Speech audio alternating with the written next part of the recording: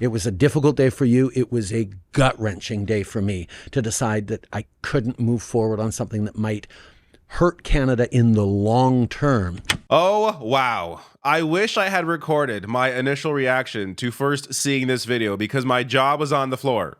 Canadian Prime Minister Justin Trudeau finally admitting the one thing he wished he did differently, and he's speaking my language here, which I also have to be conscious of because it feels like he's playing a bit of politics here. I can never just trust Trudeau, just to be honest, without something else behind it.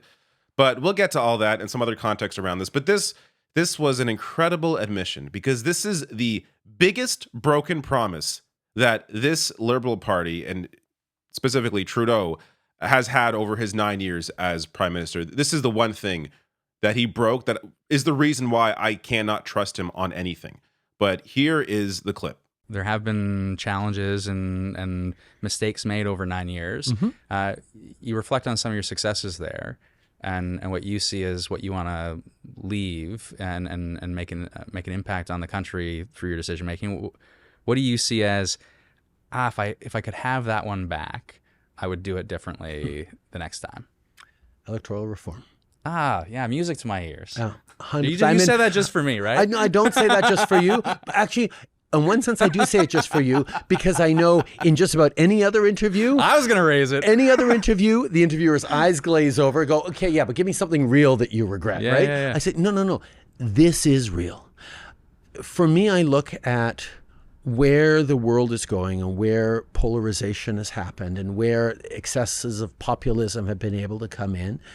And the winner-take-all version of first past the post that we have right now, where you can get elected as the MP for 100% of people in your riding with 32% of the vote, if it's properly divided, if it's divided amongst other parties, is not just devaluing the votes of so many others, but it's giving you a false sense of being the only legitimate voice for your community. And if I could do things differently, I don't know exactly how I would have, but I certainly would have done things differently around electoral reform to try and make sure that we are not going to be fighting this next election under first past the post again. Yeah, this easily in 9 years, the worst day I had as a Liberal caucus member was the day we broke that promise. I can't believe it. This is the one thing that the Liberal Party should have done was change the electoral system. This is all they promised for months. It was in every single speech. This will be the last election under first past the post. Every vote's going to count, which implies a certain voting system. We'll get to more on that later. But just to be elected and then completely push it aside. So this is a clip from Nate Erskine-Smith's podcast. He's also a Liberal MP. In my opinion, he should be the leader of the Liberal Party. It would be a much better party if he was the leader, but that's not the current state of the Liberal Party. But this is, so I'm going to get to more of this discussion and breaking down some of the context around the different voting systems, or at least what Trudeau wants and why it didn't happen, or from his point of view, why it didn't happen. But first, here is just an example of one of the many speeches where Trudeau mentioned that this would be the last time under first past the post. We need to know that when we cast a ballot, it counts. That when we vote, it matters. So I'm proposing we make every vote count. We are committed to ensuring that the 2015 election will be the last federal election using first past the post. Again, that was one of 3,000 times that was mentioned during campaigning. It is just such an incredible broken promise. It is one thing to have something in your platform that you barely talk about. It's whatever. This was, like, you could argue the number one policy, in terms of an actual policy, the number one policy that they argued for, and broken within a couple of years. Now, let me get to, before I break down even more around these voting systems, let me just show you a little more of that discussion, because Trudeau goes on to explain why it didn't happen. And I question some of this. it looked a little bit cynical to say, oh, we can't figure out a path, and so we're gonna, just burn it to the ground, never talk about it again. That's probably not how you would feel about it. I made two big mistakes on this one.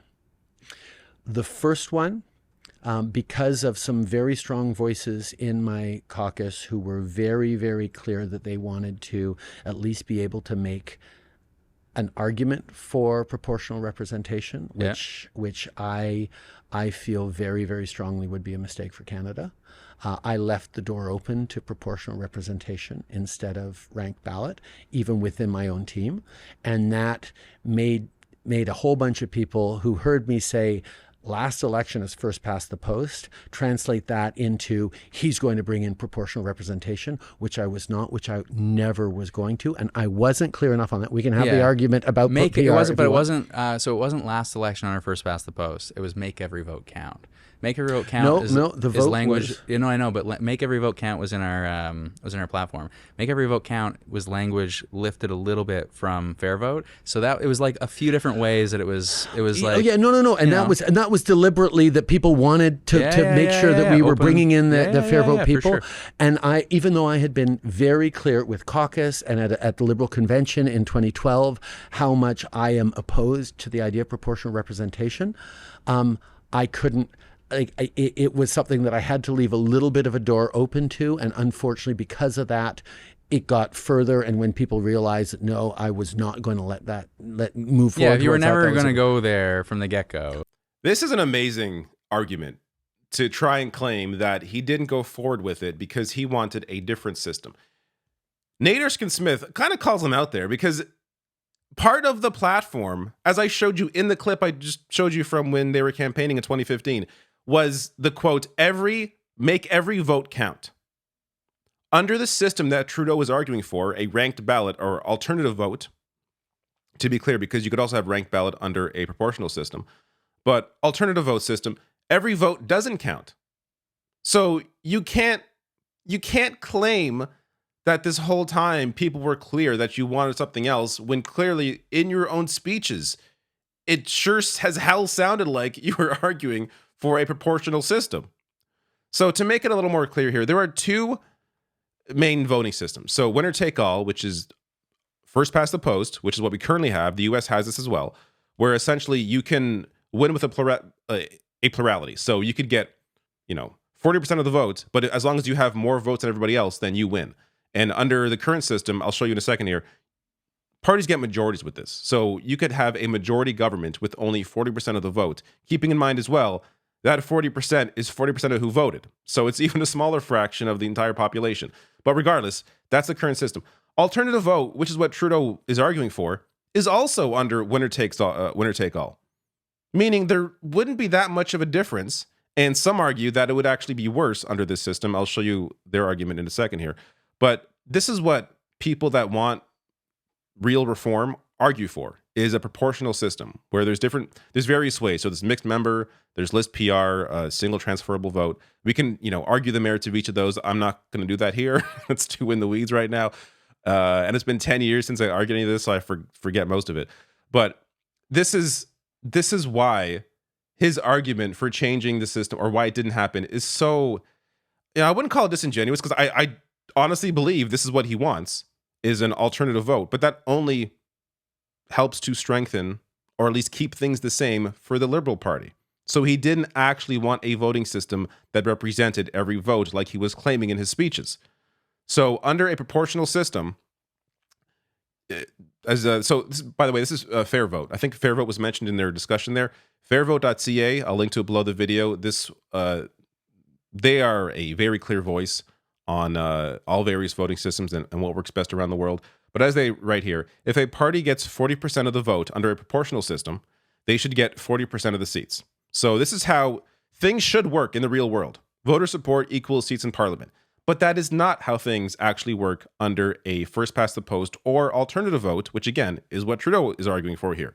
So, for example, in the 2015 federal election, where Liberals got 39.5% of the vote, they got a majority with 54.4% of the seats, which doesn't make a whole lot of sense. But under Trudeau's system, they would have had even more seats with 66.3% of the vote.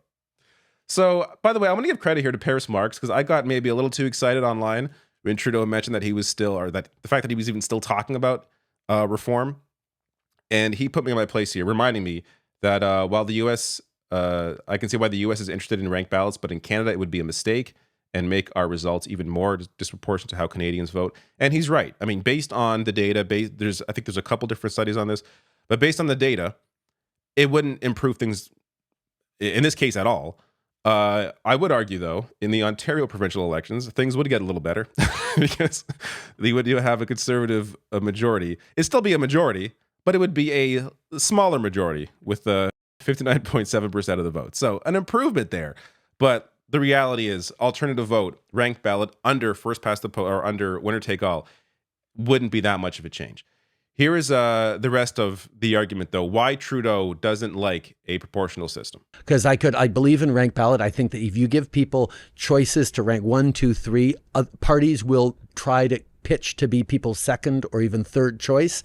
And that brings in more cooperation and overlap between political parties in a way that counters anyone who is aggressively trying to polarize. That's why I love ranked ballot. I think it's also an easy switch where people get to rank 1, 2, 3, because it doesn't change the ridings, doesn't even change the ballots. You just, instead of an X, you put 1, 2, 3, 4, 5, whatever. But the consequences of changing our electoral system are so significant. It's not like bringing in a budget or a policy that you don't like that you can then vote out the next election. When you change the way people are elected, it becomes really hard to change it because by definition, whoever won under that new system likes that system a lot. Yeah. And that idea of needing consensus across and not having it was why I chose to say, okay, I'm not going to risk an irreversible change just to fulfill a promise I made to change this. And it was a difficult day for you. It was a gut-wrenching day for me to decide that I couldn't move forward on something that might hurt Canada in the long term and be irreversible without having a broader level of support in the House. This is so ridiculous. Arguing that it would have hurt Canada in the long term if he put forward a proportional system where every vote actually does count. What part of that would have hurt Canada? Replace the word Canada with Liberal Party. That's what he's actually arguing here. That it may have hurt the Liberal Party in the long run to put forward a system where every vote counts, which is why, again, he was arguing for alternative ballot.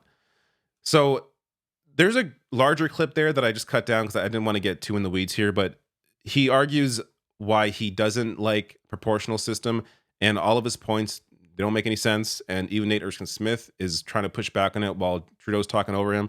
There's a greater breakdown here from Fair Vote discussing all that, so they fact-checked Trudeau in that clip. I'll link to this below the video if you want to go deeper in the weeds here.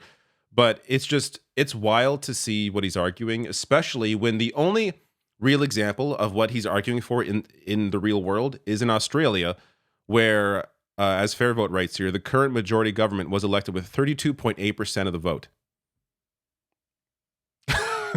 Like, how could you argue that the system that you want is more beneficial when the only example of it is electing majority governments with 32% of the vote? He calls it gut-wrenching for him that this didn't go through. No, this is truly gut-wrenching for Canadians who actually understood the need to change the electoral system. And the one big promise that they made over and over again. They made a few big promises, but this one was hammered on again and again. This will be the last time under first past the post. And he had 9 years to do something about it. I